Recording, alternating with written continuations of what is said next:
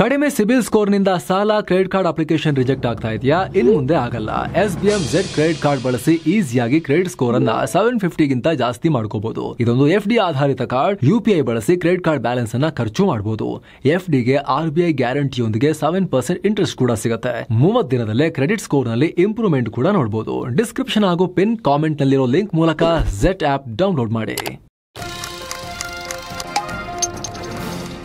₹200 ಖರ್ಚಿಗೆ 1 ಲಕ್ಷ ಆದಾಯ. ದೇಶದಲ್ಲಿ ಮಹಾಗನಿ ಸದ್ದು. ಗಿಡ ಹಾಕಿದ್ರೆ ಇಷ್ಟು ಲಾಭ ಬರುತ್ತಾ? ನಮಸ್ಕಾರ ಸ್ನೇಹಿತರೆ, ಮಹಾಗನಿ ಇತ್ತೀಚಿನ ವರ್ಷದಲ್ಲಿ ಭಾರತದ ಕೃಷಿ ಕ್ಷೇತ್ರದಲ್ಲಿ ಅತ್ಯಂತ ಹೆಚ್ಚು ಸುದ್ದಿ ಮಾಡ್ತಿರೋ ಪದ. ಬರೀ ₹200 ಖರ್ಚು ಮಾಡಿದ್ರೆ 1 ಲಕ್ಷ ರೂಪಾಯಿ ಆಗತ್ತೆ. 100 ಮರ ಹಾಕಿದ್ರೆ ಕೋಟ್ಯಂತರ ರೂಪಾಯಿ ಸಂಪಾದನೆ ಆಗ್ಬಿಡುತ್ತೆ ಅಂತೆಲ್ಲ ಚರ್ಚೆ ನಡೀತಿದೆ. ಇದಕ್ಕೆ ತಕ್ಕಂತೆ ಸಾಕಷ್ಟು ರೈತರು ಕೂಡ ತಾವು ಈ ಹಿಂದೆ ಬೆಳೀತಾ ಇದ್ದ ಬೆಳೆ ಬಿಟ್ಟು ಮರ ನೆಡೋಕೆ ತುಂಬಾ ಜನ ಮುಂದಕ್ಕೆ ಹೋಗ್ತಿದ್ದಾರೆ. 1 ಅಡಿ ಮರದ ತುಂಡಿಗೆ 2,500 ರೂಪಾಯಿ ಸಿಗತ್ತೆ. ಕಾರ್ಮಿಕರೇ ಬೇಡ, ಹೆಚ್ಚು ಬಂಡವಾಳ ಕೂಡ ಹಾಕಂಗಿಲ್ಲ ಅನ್ನೋದು ಈಗ ಸಾಕಷ್ಟು ರೈತರ ಗಮನ ಸೆಳೀತಾ ಇದೆ. ಹಾಗಿದ್ರೆ ಮಹಾಗನಿ ಮರದಿಂದ ಅಷ್ಟು ದುಡ್ಡು ಬರುತ್ತಾ? ಈ ಮಹಾಗನಿ ಬೆಳೆಯೋದಷ್ಟು ಸುಲಭನಾ? ಅಷ್ಟಕ್ಕೂ ಇದನ್ನ ಹೇಗೆ ಬೆಳಿತಾರೆ? ಭಾರತದಲ್ಲಿ ಇದನ್ನ ಹಸಿರು ಚಿನ್ನ ಅಂತ ಕರಿತಿರೋದು ಯಾಕೆ? ಗ್ರೀನ್ ಗೋಲ್ಡ್ ಅಂತ. ಇದನ್ನ ಬೆಳೆಯೋಕೆ ಇರೋ ಮಾರ್ಗ ಏನು, ಚಾಲೆಂಜಸ್ ಏನು, ಎಲ್ಲವನ್ನ ಈ ವರದಿಯಲ್ಲಿ ನೋಡ್ತಾ ಹೋಗೋಣ. ಕಡೆ ತನಕ ಮಿಸ್ ಮಾಡಿದೆ ನೋಡಿ. ಹೊಲಗಳಲ್ಲಿ ಹಸಿರು ಚಿನ್ನ, ಮಹಾಗನಿಗೆ ಭರ್ಜರಿ ಡಿಮ್ಯಾಂಡ್. ಸ್ನೇಹಿತರೆ, ಭಾರತೀಯ ರೈತರು ಇತ್ತೀಚೆಗೆ ಕಮರ್ಷಿಯಲ್ ಬೆಳೆಗಳ ಕಡೆಗೆ ಹೆಚ್ಚು ಅಟ್ರಾಕ್ಟ್ ಆಗ್ತಿದ್ದಾರೆ ಅನ್ನೋದು ನಿಮಗೆಲ್ಲ ಗೊತ್ತು. ರಾಗಿ, ಜೋಳ, ಗೋಧಿ, ಭತ್ತ ಇಂತಹ ಸಾಂಪ್ರದಾಯಿಕ ಬೆಳೆ ಬಿಟ್ಟು ಮಾರ್ಕೆಟ್ ನಲ್ಲಿ ಹೆಚ್ಚು ಬೇಡಿಕೆ ಇರೋ, ಲಾಭ ಜಾಸ್ತಿ ತಂದುಕೊಡೋ, ಕೈಗಾರಿಕೆಗಳಿಂದ ಡಿಮಾಂಡ್ ಇರೋ ಬೆಳೆಗಳನ್ನು ಬೆಳೆಯೋಕೆ ನೋಡ್ತಿದ್ದಾರೆ. ಆಹಾರ, ಹಣ್ಣಿನ ಜೊತೆಗೆ ಬೇವು, ಬಿದಿರು, ತೇಗಗಳನ್ನು ಕೂಡ ಬೆಳೀತಿದ್ದಾರೆ. ಹೀಗಾಗಿನೇ ಭಾರತ ಅದೆಷ್ಟೇ ಅಡ್ವಾನ್ಸ್ಡ್ ಆಗ್ತಿದ್ರು ಕೂಡ, ಟೆಕ್ ಕ್ಷೇತ್ರದಲ್ಲಿ ಬೆಳವಣಿಗೆ ಕಾಣ್ತಿದ್ರು ಕೂಡ, ಕೃಷಿ ಕ್ಷೇತ್ರ ಬಹಳ ಹಿಂದೆ ಬಿದ್ದಿಲ್ಲ. ಕಳೆದ 10 ವರ್ಷಗಳಲ್ಲಿ ಕೃಷಿ ಕ್ಷೇತ್ರದ ಆದಾಯ ದೇಶದಲ್ಲಿ ಸರಾಸರಿ 5%ಗಿಂತ ಹೆಚ್ಚು ಪ್ರಗತಿ ಕಂಡಿದೆ. ಒಟ್ಟಾರೆ ಅಗ್ರಿಕಲ್ಚರ್ ಸೆಕ್ಟರ್ 5% ವೇಗದಲ್ಲಿ ಬೆಳವಣಿಗೆಯಾಗ್ತಾ ಇದೆ. 2024ರ ಲೆಕ್ಕಾಚಾರದ ಪ್ರಕಾರ ಕೃಷಿ ಒಂದೇ ಭಾರತದ ಆರ್ಥಿಕತೆಗೆ %16 ಆದಾಯ ತರ್ತಾ ಇದೆ. ಇದಕ್ಕೆಲ್ಲ ಆಧುನಿಕ ಮಾದರಿಯ ಕೃಷಿ ಪದ್ಧತಿ ಮತ್ತು ಬೆಳೆಗಳಲ್ಲಿ ಆಗ್ತಾ ಇರೋ ಬದಲಾವಣೆ ಕಾರಣ. ಸೊ ಆ ರೀತಿ ನಮ್ಮ ಸಾಂಪ್ರದಾಯಿಕ ಬೆಳೆಗಳಿಗೆ ಕಾಂಪಿಟೇಷನ್ ಕೊಟ್ಟು ರೈತರನ್ನ ಸೆಳೀತಾ ಇರುವಂತ ಸಸ್ಯಗಳಲ್ಲಿ ಮಹಾಗನಿ ಕೂಡ ಒಂದು. ದೇಶದ ಸಾಕಷ್ಟು ರಾಜ್ಯಗಳಲ್ಲಿ ಈಗ ಆಲ್ರೆಡಿ ಇದನ್ನ ಬೆಳೆಯೋಕೆ ಶುರು ಮಾಡಿದ್ದಾರೆ. ಕಿಂಗ್ ಆಫ್ ಟಿಂಬರ್, ಮರಗಳ ರಾಜ, ಹಸಿರು ಚಿನ್ನ ಅಂತೆಲ್ಲ ಇದಕ್ಕೆ ನಾಮಕರಣ ಮಾಡ್ತಿದ್ದಾರೆ. ಹಾಗಿದ್ರೆ ಮಹಾಗನಿ ಮರಕ್ಕೆ ಯಾಕಿಷ್ಟು ಡಿಮಾಂಡ್? ಯಾಕಂದ್ರೆ ಮಾರ್ಕೆಟ್ನಲ್ಲಿ ಬೇಡಿಕೆ ಹೆಚ್ಚಾಗ್ತಿದೆ.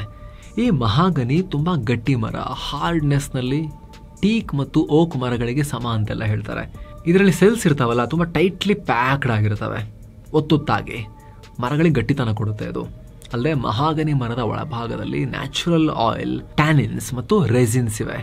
ಈ ಕಾಂಪೌಂಡ್ಗಳು ವಿಷ ಆಗಿರೋದ್ರಿಂದ ಹೆಚ್ಚಿನ ಕೀಟಗಳು ಹತ್ತಿರ ಬರೋದಿಲ್ಲ. ಹೀಗಾಗಿ ಈ ಮರವನ್ನ ಗೆದ್ದಲು ತಿನ್ನೋ ಕೀಟಗಳು ಬಂದು ಆಹುತಿ ಪಡೆಯೋಕೆ ಸುಲಭ ಆಗಲ್ಲ. ಹಾಗಿದ್ರೆ ಬಣ್ಣ ಕೂಡ ಅಟ್ರಾಕ್ಟಿವ್ ಆಗಿರೋದ್ರಿಂದ, ಕೆಂಪು ಹಾಗೆ ಕಂದು ಬಣ್ಣ ಹೊಂದಿರೋದ್ರಿಂದ ಇದನ್ನ ವುಡ್ ಇಂಡಸ್ಟ್ರಿಯಲ್ಲೂ ಕೂಡ ಜಾಸ್ತಿ ಬಳಕೆ ಮಾಡಲಾಗ್ತಿದೆ. ಫರ್ನಿಚರ್ಸ್, ಬೆಡ್ಗಳು, ವಾರ್ಡ್ರೋಬ್, ಚೇರ್ಸ್ ಈ ರೀತಿ ಪೀಠೋಪಕರಣಗಳ ತಯಾರಿಕೆಗೂ ಯೂಸ್ ಮಾಡ್ತಿದ್ದಾರೆ. ಆಂಟಿಕ್ ಮತ್ತು ರಾಯಲ್ ಸ್ಟೈಲ್ ಫರ್ನಿಚರ್ಸ್ ಅಲ್ಲಿ ಜಾಸ್ತಿ ಯೂಸ್ ಮಾಡ್ತಿದ್ದಾರೆ.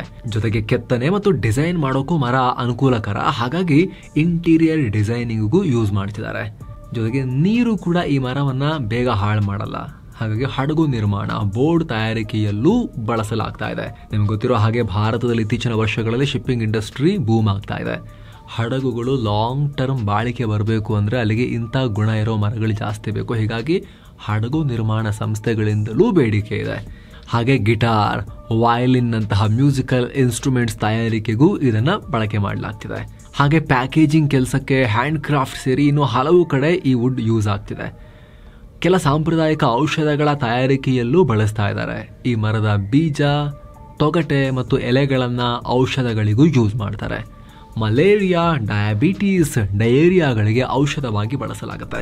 ಸ್ನೇಹಿತರ, ವರದಿಯಲ್ಲಿ ಮುಂದುವರಿಯುವ ಮುನ್ನ 7 ಸೈನ್ಸ್ ಟೂರಿಸಂ ಕಂಪನಿ ಮಧ್ಯಪ್ರದೇಶದ ಅದ್ಭುತ ತಾಣಗಳಿಗೆ ಟ್ರಿಪ್ ಆಯೋಜನೆ ಮಾಡಿದೆ. ಆಫರ್ ಪ್ರೈಸ್ ಕೇವಲ ₹32,200 ಮಾತ್ರ. ಉಜ್ಜೈನ್ ಮಹಾಕಾಳೇಶ್ವರ, ಓಂಕಾರೇಶ್ವರ, ಮಾಮಲೇಶ್ವರ ಜ್ಯೋತಿರ್ಲಿಂಗ, ಮಹೇಶ್ವರ, ಮಾಂಡು ಹಾಗೂ ಭಾರತದ ಅತ್ಯಂತ ಸ್ವಚ್ಛ ನಗರಿ ಅಂತ ಕರೆಸ್ಕೊಂಡಿರೋ ಇಂದೋರ್ಗೆ ಹೋಗೋದಿರುತ್ತೆ. 3 ನೈಟ್ 4 ಡೇಸ್ ಟ್ರಿಪ್ ಇದು. ಈ ಪ್ಯಾಕೇಜ್ ಅಲ್ಲಿ ಫ್ಲೈಟ್ ಟಿಕೆಟ್ಸ್ 3 ಸ್ಟಾರ್ ಹೋಟೆಲ್ ನಲ್ಲಿ ಸ್ಟೇ, ಆಲ್ ಮೀಲ್ಸ್, VIP ದರ್ಶನ ಟಿಕೆಟ್ಸ್, AC ಟ್ರಾನ್ಸ್ಪೋರ್ಟ್ ವ್ಯವಸ್ಥೆ, auto charges, 24/7 Kannada tour manager ಸೌಲಭ್ಯ, ಹಿರಿಯ ನಾಗರಿಕರಿಗೆ ವಿಶೇಷ ಕೇರ್ ಎಲ್ಲ ಇರುತ್ತೆ. ಹೊರಡೋ ದಿನ 22 ಆಗಸ್ಟ್ 2025. ಕೆಲವೇ ಸೀಟುಗಳು ಲಭ್ಯ ಇದೆ. ಆಸಕ್ತರು ಈ ನಂಬರ್ಗೆ ಕಾಲ್ ಮಾಡಿ ನಿಮ್ಮ ಸೀಟನ್ನ ಕೂಡ ಬುಕ್ ಮಾಡಿ. ಬನ್ನಿ ಈಗ ವರದಿಯಲ್ಲಿ ಮುಂದುವರಿಯೋಣ. ಮಹಾಗನಿ ಎಲೆಗಳನ್ನ ಮಾಸ್ಕಿಟೋ ರೆಪೆಲೆಂಟ್ಸ್ ಅಂದ್ರೆ ಸೊಳ್ಳೆ ಓಡಿಸೋ ಔಷಧಿ ಮಾಡಕ್ಕೆ ಮತ್ತು ಕೆಲ ನ್ಯಾಚುರಲ್ ಇನ್ಸೆಕ್ಟಿಸೈಡ್ಸ್ ಕೀಟನಾಶಕ ತಯಾರಿಕೆಯಲ್ಲೂ ಕೂಡ ಯೂಸ್ ಮಾಡಲಾಗುತ್ತೆ. ಹೀಗಾಗಿ ಈ ಮರಗಳನ್ನ ಬೆಳೆಯೋದ್ರಿಂದ ಕಮರ್ಷಿಯಲ್ ಆಗಿ ಮಾತ್ರವಲ್ಲದೆ ಆಯುರ್ವೇದಿಕ್ ಮತ್ತು ನ್ಯಾಚುರಲ್ ಪ್ರಾಡಕ್ಟ್ಸ್ ಇಂಡಸ್ಟ್ರಿಗೂ ಯೂಸ್ ಆಗ್ತಾ ಇದೆ. ಹೀಗಾಗಿ 1 ಕ್ಯೂಬಿಕ್ ಫೀಟ್ನಷ್ಟು ಪ್ರೀಮಿಯಂ ಕ್ವಾಲಿಟಿಯ ಮಹಾಗನಿ ಮರದ ತುಂಡಿಗೆ ಮಾರ್ಕೆಟ್ನಲ್ಲಿ 1,500 ರೂಪಾಯಿನಿಂದ 2,000 ರೂಪಾಯಿವರೆಗೆ ರೇಟ್ ಇದೆ. ಅಂದಹಾಗೆ ಇವು ದೊಡ್ಡ ದೊಡ್ಡ ಗಾತ್ರದ ಎಲೆಗಳನ್ನು ಹೊಂದಿದ್ದು ಕನಿಷ್ಠ 10ರಿಂದ 20 ಸೆಂಟಿಮೀಟರ್ ಉದ್ದ ಹಾಗೂ 4ರಿಂದ 9 ಸೆಂಟಿಮೀಟರ್ ಅಗಲ ಇರ್ತವೆ. ಸಾಮಾನ್ಯವಾಗಿ ಈ ಮರಗಳು 30 ಮೀಟರ್ಗಿಂತ ಜಾಸ್ತಿ ಎತ್ತರವಾಗಿ ಬೆಳೀತವೆ. ಒಳ್ಳೆಯ ವಾತಾವರಣ ಮತ್ತು ಪೋಷಕಾಂಶ ಸಿಕ್ಕರೆ ಸುಮಾರು 60 ಮೀಟರ್ ಅಂದರೆ 200 ಅಡಿವರೆಗೆ ಎತ್ತರ ಬೆಳೀತವೆ. ಮಹಾಗನಿ ಮರ ಸುಮಾರು 1ರಿಂದ 2 ಮೀಟರ್ ಡಯಾಮೀಟರ್ ಹೊಂದಿರುತ್ತೆ. ಕಂಪೇರ್ ಮಾಡೋದಾದ್ರೆ ಒಂದು ಚಿಕ್ಕ ಕಾರ್ನಷ್ಟು ಅಗಲವಾಗಿ ಬೃಹದಾಕಾರದಲ್ಲಿ ಬೆಳೆಯುತ್ತೆ. ಮಹಾಗನಿ ಮರ ವೈಟ್ ಮತ್ತು ತಿಳಿ ಹಸಿರು ಬಣ್ಣ ಮಿಕ್ಸ್ ಇರೋ ಚಿಕ್ಕ ಚಿಕ್ಕ ಹೂವನ್ನ ಬಿಡುತ್ತೆ. ಈ ಹೂವು ಕೆಲ ಮಿಲಿಮೀಟರ್ನಷ್ಟು ಮಾತ್ರ ದಪ್ಪ ಇರುತ್ತೆ. ಈ ಮರ ಉಷ್ಣವಲಯದಲ್ಲೂ ಬೆಳೆಯುತ್ತೆ, ಸಮಶೀತೋಷ್ಣ ವಲಯದಲ್ಲೂ ಬೆಳೆಯುತ್ತೆ. ವಾರ್ಷಿಕ ಸುಮಾರು 1000ದಿಂದ 2,500 ಮಿಲಿಮೀಟರ್ ಮಳೆ ಇದಕ್ಕೆ ಬೇಕಾಗುತ್ತೆ. ನೀರನ್ನ ಹಿಡಿದಿಟ್ಟುಕೊಳ್ಳುವಂತ ಮಣ್ಣು ಹಾಗೆ 20 ಡಿಗ್ರಿ ಸೆಲ್ಸಿಯಸ್ನಿಂದ 35 ಡಿಗ್ರಿ ಸೆಲ್ಸಿಯಸ್ ನಡುವಿನ ಉಷ್ಣಾಂಶ ಇರೋದು ಇದಕ್ಕೆ ತುಂಬಾ ಸೂಟ್ ಆಗುತ್ತೆ ಈ ಮರಗಳಿಗೆ. ಹಸಿರು ಚಿನ್ನ ಯಾಕೆ ಈ ರೀತಿ ಕರಿತಾ ಇದ್ದಾರೆ ಅಂತ ಹೇಳಿದ್ರೆ ಒಳ್ಳೆ ರೇಟ್ ಸಿಗತ್ತೆ, ಜೊತೆಗೆ ಸಿಕ್ಕಾಪಟ್ಟೆ ಬಂಡವಾಳ ಖರ್ಚಾಗಲ್ಲ ಅಂತ. ಒಂದು ಗಿಡ ನೆಟ್ಟು ಮರವಾಗಿ ಬೆಳೆಸೋ ತನಕ ಸುಮಾರು 150ರಿಂದ 300 ರೂಪಾಯಿ ಅಷ್ಟೇ ಖರ್ಚಾಗಬಹುದು ಅನ್ನೋ ಅಂದಾಜಿದೆ. ಅದು ಕೂಡ ಒಂದು ಗಿಡವನ್ನ ನೆಟ್ಟು ಕೇವಲ 3 ವರ್ಷದವರೆಗೆ ಆಗೋ ಖರ್ಚು. 3 ವರ್ಷದ ನಂತರ ಆಲ್ಮೋಸ್ಟ್ ಯಾವುದೇ ಮೇಂಟೆನೆನ್ಸ್ನ ಅಗತ್ಯನೇ ಇಲ್ಲದೆ ಬೆಳ್ಕೊಂಡು ಹೋಗುತ್ತೆ, ಅದಾಗದೇ ಬೆಳೀತಾ ಹೋಗುತ್ತೆ. ಇದ್ರ ಬಗ್ಗೆ ಅನೇಕ ರೈತರು ಅನುಭವ ಹಂಚಿಕೊಂಡಿದ್ದಾರೆ. ಅವ್ರ ಪ್ರಕಾರ ಒಂದು ಗಿಡದ ಕಾಸ್ಟ್ 30ರಿಂದ 80 ರೂಪಾಯಿವರೆಗೆ ಆಗ್ಬೋದು. ಹಾಗೆ ಲ್ಯಾಂಡ್ ಪ್ರಿಪರೇಷನ್ ಮತ್ತು ಪ್ಲಾಂಟಿಂಗ್ನ ಲೇಬರ್ ಕಾಸ್ಟ್ 50ರಿಂದ 80 ರೂಪಾಯಿ ಆಗ್ಬೋದು. ಡ್ರೈ ಲ್ಯಾಂಡ್ನಲ್ಲಿ ಬೆಳೀತಾ ಇದ್ದೀವಿ ಅಂದರೆ ಸ್ವಲ್ಪ ನೀರಿನ ವ್ಯವಸ್ಥೆ ಮಾಡಬೇಕಲ್ಲ ದೊಡ್ಡ ಆಗೋ ತನಕ, ಅದಕ್ಕೆ 30ರಿಂದ 50 ರೂಪಾಯಿ. ಗೊಬ್ಬರ ಇನ್ನಿತರ ರಾಸಾಯನಿಕ ಸೇರಿ ಒಂದು ಗಿಡಕ್ಕೆ 50ರಿಂದ 100 ರೂಪಾಯಿ ಎಲ್ಲ ಸೇರಿಸಿದ್ರು ಕೂಡ 3 ವರ್ಷದವರೆಗೆ ಸುಮಾರು 150ರಿಂದ 300 ರೂಪಾಯಿ ವಾರ್ಷಿಕ ಖರ್ಚಲ್ಲಿ ನಡ್ಕೊಂಡು ಹೋಗಿಬಿಡುತ್ತೆ. ಇಷ್ಟು ಮೇಂಟೆನೆನ್ಸ್ ಮಾಡಿದ್ರೆ ಒಂದು ಮರಕ್ಕೆ 10ರಿಂದ 25 ಸಾವಿರ ರೂಪಾಯಿವರೆಗೆ ಆದಾಯವನ್ನು ನಿರೀಕ್ಷೆ ಮಾಡ್ಬೋದು ಅನ್ನೋದು ರೈತರ ಮಾತು. ಇನ್ನು ಕೆಲವರಂತೂ ಒಂದು ಮರಕ್ಕೆ 50,000 ಲಕ್ಷ ತನಕಲೂ ಹೋಗ್ಬೋದು ಅಂತಲೂ ಹೇಳ್ತಾರೆ. ಜಸ್ಟ್ 100 ಮರಗಳನ್ನ ಬೆಳೆದ್ರೆ 10ರಿಂದ 25 ಲಕ್ಷದವರೆಗೆ ಆದಾಯ ಗಳಿಸೋಕೆ ಸಾಧ್ಯ ಆಗುತ್ತೆ ಅನ್ನೋ ಲೆಕ್ಕಾಚಾರನೂ ಕೆಲವರು ಹೇಳ್ತಾರೆ. ಇದ್ರ ಜೊತೆಗೆ ಈ ಮರಗಳು ದೊಡ್ಡ ಪ್ರಮಾಣದಲ್ಲಿ ಕಾರ್ಬನ್ ಡೈಆಕ್ಸೈಡ್ ಅನ್ನ ಹೀರ್ಕೊಳ್ಳೋದ್ರಿಂದ ವಾತಾವರಣಕ್ಕೂ ಹೆಲ್ಪ್ ಆಗುತ್ತೆ. ನೆಕ್ಸ್ಟ್ ಕಡದ ಮೇಲೆ ಮತ್ತೆ ಬೆಳೆದ್ರೆ ಆಯ್ತು ಅನ್ನೋ ಲೆಕ್ಕಾಚಾರ ಕೂಡ ಕೆಲವರಿಗಿದೆ. ಕೆಲ ರೈತರು ಏನ್ ಮಾಡ್ತಾರೆ, ಒಳಗಡೆ ತೋಟ ಇಟ್ಕೊಳ್ತಾರೆ, ಸುತ್ತಲೂ ಈ ಬೇಲಿಲಿ ಮರಗಳನ್ನ ಕೂಡ ಬೆಳ್ಕೊಳ್ಳೋದು ಕೂಡ ಕೆಲವರು ಪ್ಲಾನ್ ಮಾಡ್ಕೊಳ್ತಿದ್ದಾರೆ. 1 ಎಕರೆ ಜಮೀನಿನ ಸುತ್ತಲೂ ಸುಮಾರು 8ರಿಂದ 10 ಅಡಿ ಗ್ಯಾಪ್ನಲ್ಲಿ ಮರ ಹಾಕಿದ್ರು ಕೂಡ 80ರಿಂದ 100 ಗಿಡಗಳನ್ನ ನೆಟ್ಟು ಮರವಾಗಿ ಬೆಳೆಸಬಹುದು. ಇದೊಂಥರ ರೈತರಿಗೆ ಲಾಂಗ್ ಟರ್ಮ್ ಸೈಡ್ ಇನ್ವೆಸ್ಟ್ಮೆಂಟ್ ಇದ್ದ ಹಾಗೆ. ಅದರಲ್ಲೂ ಕೂಡ ಮರಗಳನ್ನು 3 ವರ್ಷ ದಾಟಿದ ಮೇಲೆ ಆರಾಮಾಗಿ ಬೆಳ್ಕೊಂಡು ಹೋಗೋದ್ರಿಂದ ಫಿಕ್ಸೆಡ್ ಡೆಪಾಸಿಟ್ ಇದ್ದ ಹಾಗೆ ಅಂತ ಕೆಲವರು ಆ ರೀತಿ ನೋಡ್ತಾ ಇದ್ದಾರೆ.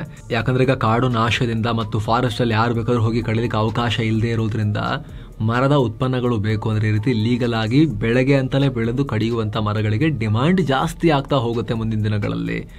ಅವಾಗ ಇನ್ನೂ ಒಳ್ಳೆ ರೇಟ್ ಬರುತ್ತೆ, ಡಿಮಾಂಡ್ ಏನು ಕಮ್ಮಿ ಆಗ್ಲಿಕ್ಕಿಲ್ಲ ಅನ್ನೋ ಲೆಕ್ಕಾಚಾರಗಳನ್ನ ರೈತರು ಹೊಂದಿದ್ದಾರೆ. ಹಾಗಿದ್ರೆ ಸೂಪರಾ, ಗಿಡ ತಗೊಂಬ ಗುಂಡಿ ತೋಡು ಹಾಕಿ ಇಡೀ ಊರು ತುಂಬಾ ಅದನ್ನೇ ಹಾಕ್ಬಿಡೋಣ ಅಂತ ಹೋಗೋದಾ? ಸ್ನೇಹಿತರೆ, ಆ ಡಿಸಿಷನ್ ನೀವು ಮಾಡಿ. ಅದಕ್ಕಿಂತ ಮುಂಚೆ ಕೆಲ ನೆಗೆಟಿವ್ ಅಂಶಗಳು ಕೂಡ ಇದಾವೆ, ಅದನ್ನ ನಿಮಗೆ ಹೇಳ್ತಾ ಹೋಗ್ತೇವೆ.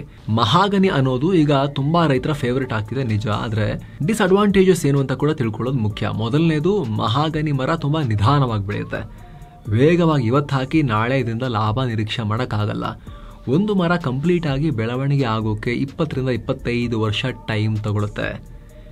ಸಣ್ಣ ಪುಟ್ಟ ಕೀಟಗಳಿಂದ ಬಚಾವಾದ್ರೂ ಈ ಮರಕ್ಕೆ ಹೈಪ್ಸಿಪೈಲಾ ಅನ್ನೋ ಹುಳುವಿನಿಂದ ಬೆದರಿಕೆ ಇದೆ. ಹೈಪ್ಸಿಪೈಲಾ ಮರಗಳನ್ನ ಕೊರಿತವೆ. ಇದರಿಂದ ಮರ ಸಂಪೂರ್ಣ ಬೆಳೆಯೋಕೆ ಅಡಚಣೆ ಉಂಟಾಗ್ಬೋದು. ಇದರಿಂದ ರೈತರಿಗೆ ನಿರೀಕ್ಷಿತ ಮಟ್ಟದಲ್ಲಿ ಮರಗಳ ಗಾತ್ರ ಸಿಗದೆ ಲಾಸ್ ಆಗೋ ಚಾನ್ಸಸ್ ಕೂಡ ಇರುತ್ತೆ. ಮುಖ್ಯವಾದ ವಿಚಾರ ಅಂದ್ರೆ ಇದಕ್ಕೆ ಭಾರತದಲ್ಲಿ ಒಂದಿಷ್ಟು ರಿಸ್ಟ್ರಿಕ್ಷನ್ಸ್ ಇದೆ. ಮಹಾಗನಿ ಮರವನ್ನ CITES convention on international trade in endangered species ಅಡಿ ಸೇರಿಸಲಾಗಿದೆ. ಹೀಗಾಗಿ ಭಾರತದಲ್ಲಿ ಮರಗಳನ್ನು ಕಟಾವು ಮಾಡಿ ಮಾರಾಟ ಮಾಡೋದಕ್ಕೆ ಅರಣ್ಯ ಇಲಾಖೆಯ ಪರ್ಮಿಷನ್ ಬೇಕಾಗತ್ತೆ. ಇನ್ನು ಬಯೋಡೈವರ್ಸಿಟಿ ಕಡೆಗೆ ಬಂದರೆ, ಇದೊಂದೇ ಮರವನ್ನು ದೊಡ್ಡ ಪ್ರಮಾಣದಲ್ಲಿ ಹೆಚ್ಚಾಗಿ ಒಂದೇ ಕಡೆ ಬೆಳೆಯೋದ್ರಿಂದ ಸಸ್ಯ ವೈವಿಧ್ಯತೆ ಕಮ್ಮಿಯಾಗೋ ಅಪಾಯವನ್ನು ಕೂಡ ಕೆಲವರು ಹೇಳ್ತಾರೆ. ಇನ್ನು ಡಿಮಾಂಡ್ ಎನ್ವೈರನ್ಮೆಂಟಲ್ಲಿ ಆಗೋ ಬದಲಾವಣೆ, ಡಿಮಾಂಡ್ ಏನಾದ್ರು ಕಮ್ಮಿ ಆಗಿಬಿಟ್ರೆ ಅಥವಾ ಓವರ್ ಸಪ್ಲೈ, ಎಲ್ಲರೂ ಇದನ್ನೇ ಬೆಳೆಯೋಕ್ಕೆ ಶುರು ಮಾಡಿ ಎಲ್ಲರೂ ಮಹಾಗನಿ ಹಾಕೋಣ, ಇದು ಚಿನ್ನದ ಗಣಿ ಆಗಿಬಿಡುತ್ತೆ ಅಂತೇಳಿ ಹಾಕೋಕ್ಕೆ ಶುರು ಮಾಡಿ ಓವರ್ ಸಪ್ಲೈ ಆಗಿ ಆವಾಗ ರೇಟ್ ಏನಾದ್ರು ಬಿದ್ದು ಬಿಟ್ರೆ ಆವಾಗಲೂ ಕೂಡ ಒಂದಷ್ಟು ಪ್ರೈಸ್ ವಿಚಾರದಲ್ಲಿ, ಬೆಲೆ ವಿಚಾರದಲ್ಲಿ ಪೆಟ್ಟು ತಿನ್ನೋ ಅಪಾಯ ಇರುತ್ತೆ. ಆದರೆ ಈ ರಿಸ್ಕ್ಗಳಿದಾವಲ್ಲ, ಇವೆಲ್ಲ ಯಾವುದೇ ಬೆಳೆ ವಿಚಾರದಲ್ಲೂ ಇದ್ದೇ ಇರುತ್ತೆ ಅನ್ನೋದನ್ನು ಕೂಡ ಮೈಂಡಲ್ಲಿ ಇಟ್ಕೊಂಡಿರಬೇಕು. ವೈಜ್ಞಾನಿಕವಾಗಿ ಇದನ್ನು ಸ್ವೆಟೇನಿಯಾ ಮ್ಯಾಕ್ರೋಫೆಲ್ಲಾ ಅಂತ ಕರೀತಾರೆ. ಸ್ವೆಟೇನಿಯಾ ಅನ್ನೋದು 18ನೇ ಶತಮಾನದ ಡಚ್ ಆಸ್ಟ್ರಿಯನ್ ಸಸ್ಯಶಾಸ್ತ್ರಜ್ಞರೊಬ್ಬರ ಹೆಸರು. ಏನು ಮ್ಯಾಕ್ರೋಫೆಲ್ಲಾ ಅಂದರೆ ಗ್ರೀಕ್ನಲ್ಲಿ ದೊಡ್ಡ, ಲಾರ್ಜ್ ಅನ್ನೋ ಅರ್ಥ ಬರುತ್ತೆ. ಈ ಮರ ಬೃಹದಾಕಾರವಾಗಿ ಬೆಳೆಯೋದ್ರಿಂದ ಇವೆರಡನ್ನ ಸೇರಿಸಿ ಸ್ವೆಟೇನಿಯಾ ಮ್ಯಾಕ್ರೋಫೆಲ್ಲಾ ಅಂತ ಹೆಸರಿಟ್ಟಿದ್ದಾರೆ. ಹಾಗೆ ನೋಡಿದ್ರೆ ಈ ಮರಗಳ ಮೂಲ ಭಾರತ ಅಲ್ಲ, ಏಷ್ಯಾನೂ ಅಲ್ಲ, ದಕ್ಷಿಣ ಅಮೆರಿಕದ ಅಮೆಜಾನ್ ಕಾಡಿನಿಂದ ಇದು ಪ್ರಪಂಚದಾದ್ಯಂತ ಹರಡಿರೋದು. ಸೆಂಟ್ರಲ್ ಅಮೆರಿಕ, ದಕ್ಷಿಣ ಅಮೆರಿಕ ಮತ್ತು ಕೆರೆಬಿಯನ್ ಭಾಗದಲ್ಲಿ ಈ ಮರಗಳು ಹೆಚ್ಚಾಗಿ ಕಾಣಿಸ್ಕೊಂಡಿದ್ವು. ಆಮೇಲೆ ಈ ಮರಗಳನ್ನು ಇಂಡೋನೇಷ್ಯಾ, ಫಿಲಿಪೈನ್ಸ್, ಫಿಜಿ, ಬಾಂಗ್ಲಾದೇಶದಂಥ ರಾಷ್ಟ್ರಗಳಿಗೂ ಪರಿಚಯ ಮಾಡಲಾಯಿತು. ಈ ಮರಗಳಿಂದ ಹೆಚ್ಚಿನ ಉಪಯೋಗ ಮತ್ತು ಲಾಭ ಇದ್ದಿದ್ದರಿಂದ ಬ್ರಿಟಿಷರು ಇದನ್ನು ಎಲ್ಲ ಕಡೆ ಹಬ್ಬಿಸಿದ್ರು. ಭಾರತಕ್ಕೂ ಕೂಡ ಬ್ರಿಟಿಷರು ಇದನ್ನು ತಗೊಂಬಂದು ಹಾಕಿದ್ರು.